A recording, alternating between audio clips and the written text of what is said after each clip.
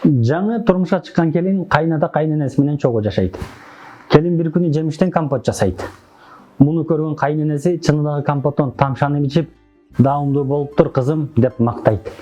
Мындай мактоону уккан келини энесине ардам дайыма компот жасап, чыныга куюп, муздаткычка салып коет. Ар күнү жумуштан кайтып келген келини чынынын бош турганын көрүп сүйүнүп жүрөт. Демек, кайненем компоту ичкен экен деп ичине кубанып калат. Бир күнү келини жумуштан эртерээк үйүнө келсе, кайненеси ашканада компотту төгүп жаткан болот. Энем чындыгында компотту жакшы көрбөйт окшойт.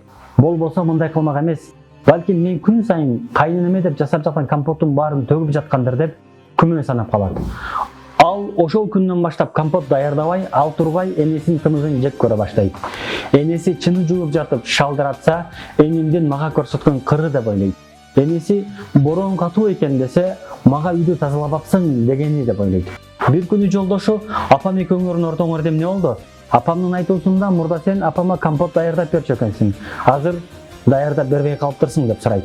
Ошондо аялы көз жашын көлдөтүп, окуянын башынан аягына чейин төкпөй чачпай күйөөсүн айтып берет. Күйөөсү аялын ээрчитип энесинин жанына барып, энесинен эмне үчүн ошол күнү компотту төккөнүн сураса, энеси ал күнкү окуяны араң эсине салып, ошол күнү жасаган компотко чымын түшүп кеткен экен, ошондуктан эч ким келбей төккөн элем деп жооп берет. Бир чымындын айынан кайнене менен келиндин ортосунда иреткү түшүп, алардын балдай таттуу мамилеси бузулуп кете жаздайт. Бул иштен кийин келини ушунча убакыт ойлонуп жүргөнчө, ошол күнү эле энемден эмнеге компотту төккөнүн сурабадым экен? Сураганда мындай күндөр болбойт эле деп өкүнөт.